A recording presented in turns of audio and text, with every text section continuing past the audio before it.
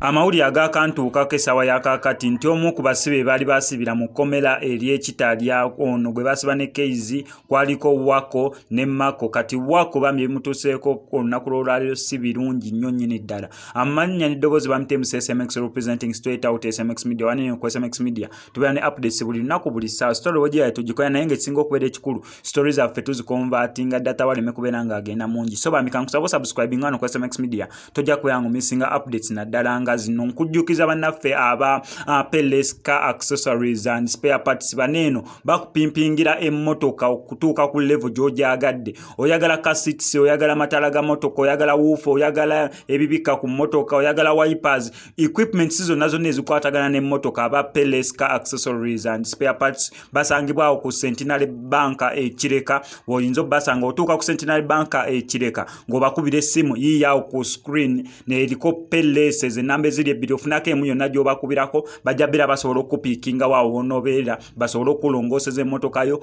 gifuule ekyeyagaza. Badde nkyakunnyonnyola ku bannaffe bambi baali basibira mu kkomera Ekitalya okuli Wako, Mako ne Keizi. Ne bambi Brian Wako olunaku lwaleero bamuddusiza mu ddwaliro nga biwala ttaka ng'embeera ye si nnungi ne obulwadde obumuluma actually tebanabeera nga babudisclosinga oba nga batuwa details ezisingako awo. Bamuddusiza mu ddwaliro ly'e Kampala Hospital nga biwala ttaka. Kati tetumanyi exactly ki ekimutuuseeko oba embeera ey'enjawulo oluvannyuma lw'okuva mu kkomera nti kati ate ekijjukiro wogenda mu kkomera embeera ebeera ndala okuvayo mu kkomera ebintu bibeera birala. Kati kyayika embeera change in the environment yinza okubeera oba nga yemutuuseeko. So far nze nga SMX kyenyinza okubeera nga ndowooza naye nga bamuddusiza bambi nga biwala ttaka embeera gy'alimu nga si nnungi.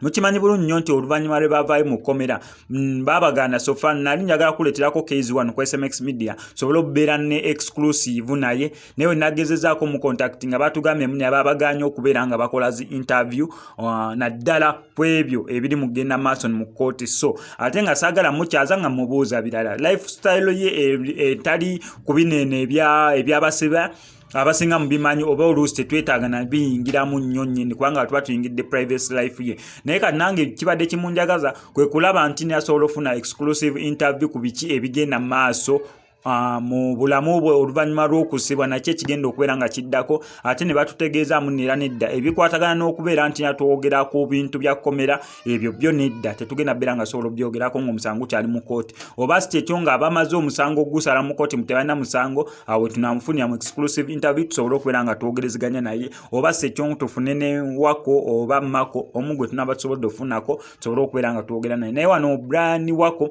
katukusabire Mukama Katonda akusuuse ekirwadde kyonna kyonna ekikutawaanya embeera yonna yonna gy'oli mu kubeera ng'oyitamu Mukama Katonda akusaasire osobole okubeera ng'ogisuuka bulungi nnyo. Wano ku SMX Media tubeera ne updates buli lunaku kyolina okukola ku subscribing wano ku SMX Media updates zonna zonna ojja kubeera osobola okubeera ng'ozifuna wano ku SMX Media. Amanya eddoboozi sigadde nze mu SMX representing straight out SMX Media. I sign out.